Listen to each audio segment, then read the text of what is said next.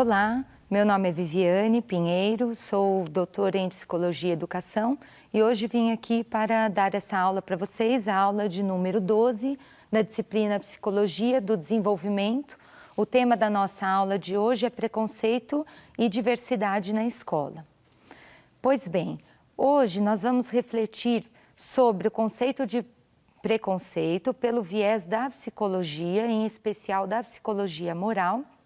E também vamos abordar o papel da escola para reflexão a respeito dos preconceitos e também para que nós possamos minimizar ações, atitudes discriminatórias na escola. Para iniciarmos a nossa aula de hoje, vou apresentar a vocês 3 situações que de fato aconteceram em escolas. Bem, o primeiro caso é de um garoto negro de 8 anos ofendido em sala de aula por um colega.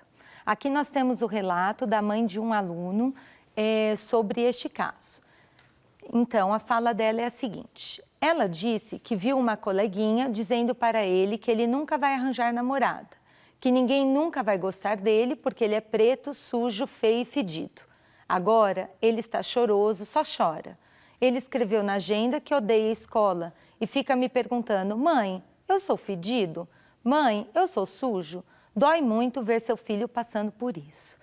Bem, esta é uma primeira situação em que nós temos um preconceito racial e percebemos aqui nessa situação a fala de uma mãe, ou seja, de um familiar, a fala de colegas, a fala de um filho, ou seja, diversas pessoas atuando numa mesma situação, envolvendo uma atitude discriminatória por parte de um outro aluno da escola. Agora, nós passaremos para uma outra situação, caso 2. Caso 2. Garoto com deficiência intelectual de 9 anos causou reações negativas em turma de primeiro ano. Como vocês podem ver, é uma outra situação com outros elementos do contexto. Aqui nós temos, diferentemente do caso anterior, a fala de uma professora. A fisionomia dele assustava as crianças. Resolvi explicar que o Gabriel sofreu má formação ainda na barriga da mãe. Falamos sobre isso numa roda de conversa com todos. Eles ficaram curiosos e fizeram perguntas ao colega sobre o cotidiano dele. Depois de tudo esclarecido, os pequenos deixaram de sentir medo. Então, aqui nós percebemos uma outra visão de uma outra pessoa envolvida no caso. No primeiro caso, nós tínhamos, claro, também os professores, no entanto, nós tínhamos a fala da mãe de um aluno. No caso aqui, estão sendo envolvidos os sentimentos, os pensamentos e as ações de uma professora a respeito do caso de um aluno. Claro que o nome do aluno foi trocado, né, para que nós pudéssemos usar aqui nessa aula. É um nome fictício, mas é uma situação real, ou seja, um aluno com má formação, com uma clara questão mesmo, que os outros pudessem perceber que ele tinha a questão da deficiência intelectual. Isso ficou muito nítido para os alunos, isso assustou ali de fato os demais e a professora precisou fazer uma intervenção. No caso, pela fala dela, percebe-se que houve um resultado desse conflito de uma forma positiva, mas claro que isso na visão da professora, né? Nem sempre essa também pode ser a visão de todos os envolvidos na situação. Então agora, para que nós possamos refletir um pouquinho mais e ir nos aproximando do tema, vamos passar para o caso 3. Aqui, este caso já envolve a fala de uma aluna. Então, vocês vejam que nós fomos mudando as perspectivas para entender que o preconceito, ele vai envolvendo não apenas aquele que sente o preconceito ou aquele que é vítima desse preconceito, mas todas as pessoas que estão neste contexto. Então, vou ler aqui para vocês. Garota homossexual vítima de bullying na escola. Então, a fala da aluna. Como eu era meio estereotipada, as pessoas da turma começaram a me perseguir. Quando eu chegava à escola, minha carteira estava riscada com o nome de sapatão. As pessoas também colocavam essas mensagens nos banheiros. Eu me sentia muito mal, então resolvi me dedicar bastante aos estudos, pois eu imaginava que se ninguém queria falar comigo, eu precisava pelo menos me destacar em alguma coisa. Então aqui nós temos a fala de uma garota e provavelmente aqui uma adolescente, né, uma jovem, que ela sente o preconceito dos outros em relação a ela. Por meio do quê? De atitudes, de escrever na carteira dela, de olhá-la com outros olhos, com uma visão diferente do que se tem com os outros, por meio da exclusão. Então, ela sente que uma saída para ela seria estudar bastante, porque de alguma forma ela teria uma via de escape, uma via assim para se destacar perante os demais que não fosse a opção sexual dela. Bem, agora que nós vimos esses 3 casos, eu acho importante situar para vocês que essas situações, de fato, elas são situações que acontecem no dia a dia das escolas. São situações corriqueiras, situações que acontecem nas nossas famílias, situações das quais nós já ouvimos falar, situações pelas quais nós já passamos. Ou seja, o preconceito ele está na sociedade, ele está na escola. Muitas vezes a pessoa pode pensar, eu não sou preconceituoso, mas é importante a gente garantir que existam mecanismos para pensar sobre essas situações, né? Essas situações, elas não podem ser vistas como algo normal, natural, não que isso não seja natural do ser humano, nós vamos verificar isso mais à frente, mas elas têm que ser alvo da nossa reflexão e a escola exerce um aspecto aí, uma parte essencial mesmo para a compreensão a respeito disso e para elucidação, para minimizar as atitudes discriminatórias. Então, para iniciarmos, vamos começar a trabalhar um pouquinho a respeito dos conceitos, né? A respeito do preconceito. Então, o que é o preconceito, enfim? O preconceito é uma disposição psicológica, ou seja, é uma construção interna, é um fenômeno complexo e dinâmico que se constrói na mediação entre o indivíduo e a sociedade. Então, o que isso quer dizer? Que cada pessoa constrói valores preconceituosos, mas essa construção, apesar de ser estritamente individual, ela tem também essa força dessa mediação com a cultura, com a sociedade. E diferenciando preconceito de discriminação. A discriminação é a expressão exterior dessa disposição, ou seja, são as atitudes e ações que demonstram o preconceito. Então, se a pessoa tem o preconceito, por exemplo, preconceito racial, atitudes como exclusão, xingamentos e outras, elas vão ser, na verdade, características da discriminação. Passaremos agora a entender, nos aprofundar um pouquinho no conceito de preconceito, trazendo aí autores fundamentais que abordaram esse conteúdo. Então, a princípio, nós trataremos de um autor que foi o marco mesmo dos estudos sobre preconceito, que é o Allport.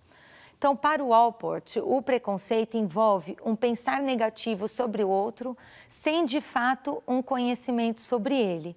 Ou seja, nós fazemos generalizações categóricas, ou seja, a gente pega um grupo, generaliza este grupo e a partir dessa generalização a gente tem uma visão sobre esta pessoa. Muito provavelmente sem conhecer de fato essa pessoa, este grupo, sem conviver com essas pessoas e sem ter uma real observação de como elas são, do que elas pensam, de quais são os seus sentimentos, enfim.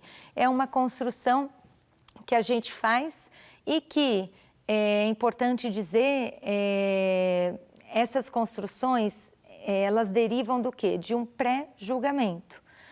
E o pré-julgamento, ele é inerente ao ser humano. Então, quando nós estamos num contexto, a primeira coisa que fazemos é uma generalização categórica desse contexto. Isso é necessário para a nossa sobrevivência, porque se nós fôssemos conhecer cada detalhe do que existe num contexto, isso seria muito trabalhoso para o nosso psiquismo, até que nós pudéssemos observar, analisar, tecer relações entre todos os elementos do nosso contexto. Portanto, os pré-julgamentos, eles são importantes para a nossa sobrevivência. O problema, na verdade, é que o preconceito, ele nada mais é do que a continuação desse pré-julgamento quando você tem uma reflexão a respeito do assunto.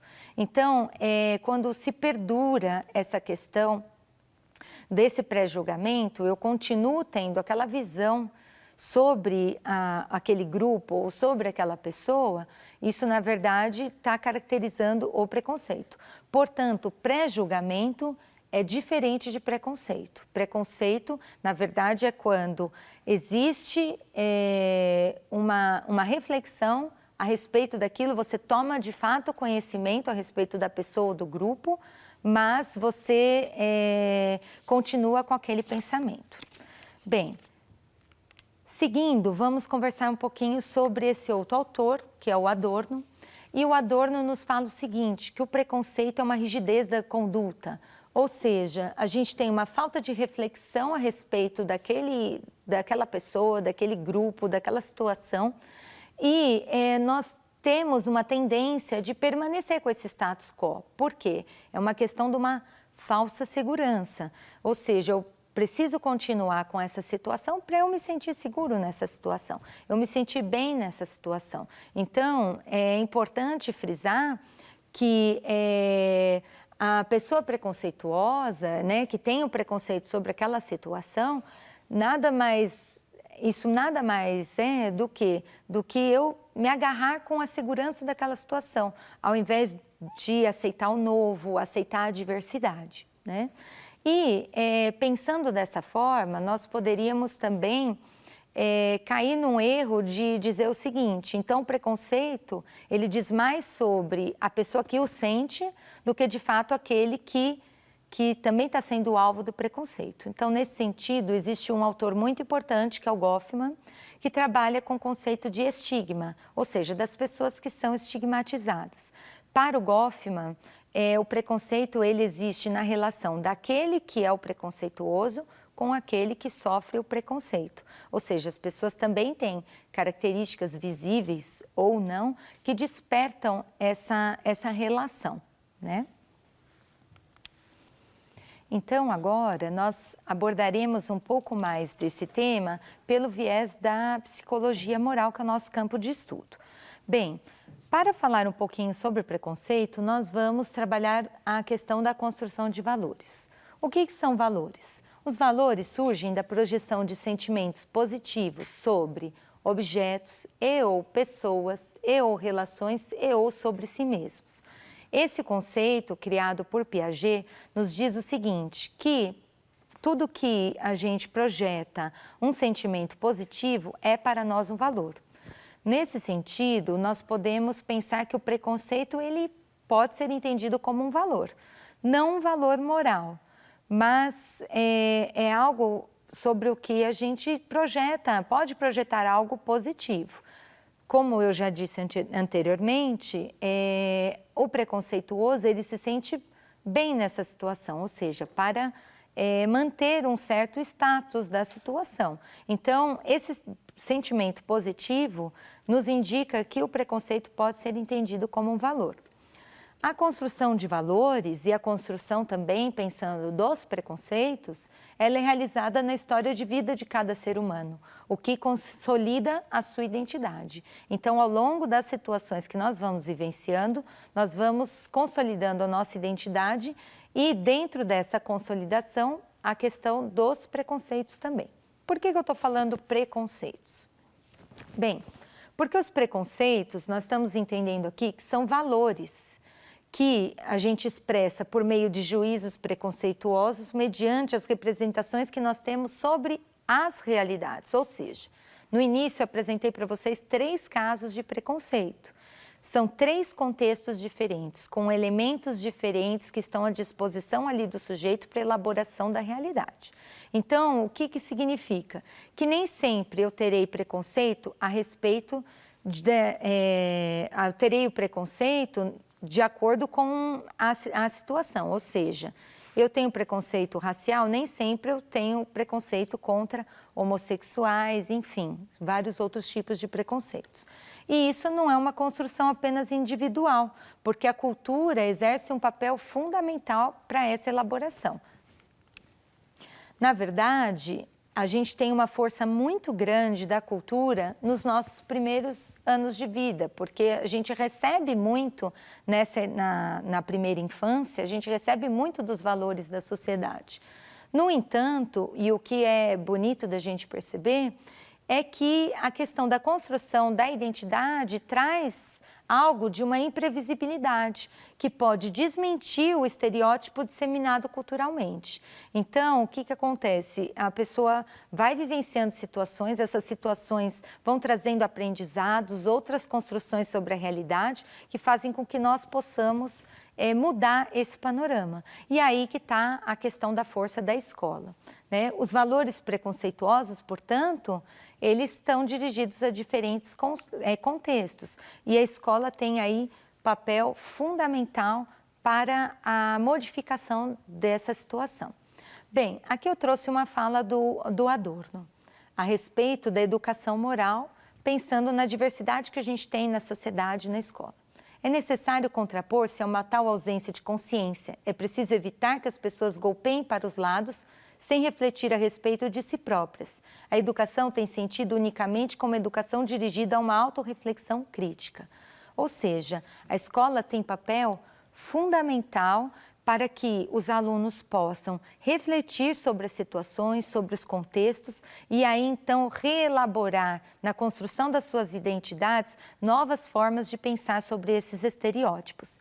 E uma das formas que nós encontramos para trabalhar com isso é a resolução de conflitos. A resolução de conflitos, ela é muito importante para que nós possamos pensar em situações da realidade de uma forma fictícia ou real, pode ser, em que nós possamos trazer a questão do preconceito para a reflexão dos alunos. Aqui um exemplo é uma tirinha do Calvin. Então, ele fala assim para a Suzy: deixa eu ver o que você desenhou para a aula de arte, Suzy. Bem, uma comportada paisagem doméstica, uma casa com jardim florido, tipicamente feminino. As garotas pensam pequeno e se preocupam com detalhezinhos, mas os meninos pensam grande. Os meninos pensam em ações e conquistas.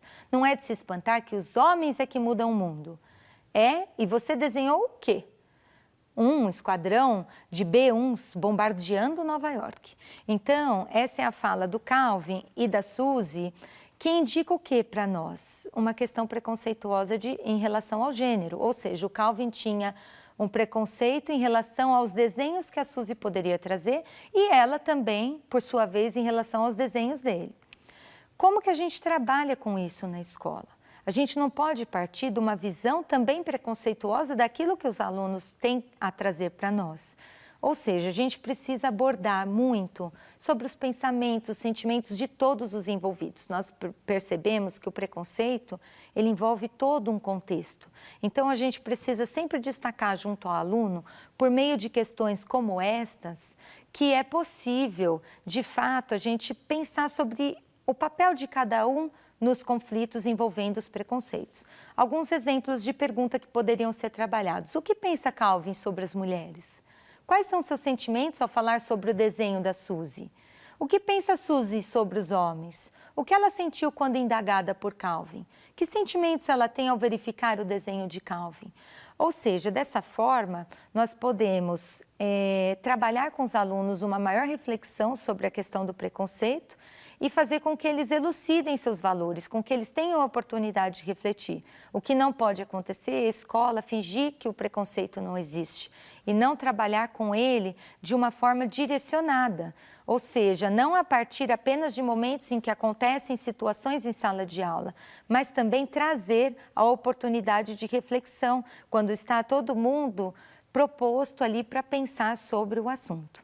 Bem, foi só um pequeno, né, uma pequena introdução a respeito desse tema. Eu espero que vocês tenham compreendido e eu agradeço muito por terem chegado até o fim dessa aula. Muito obrigada.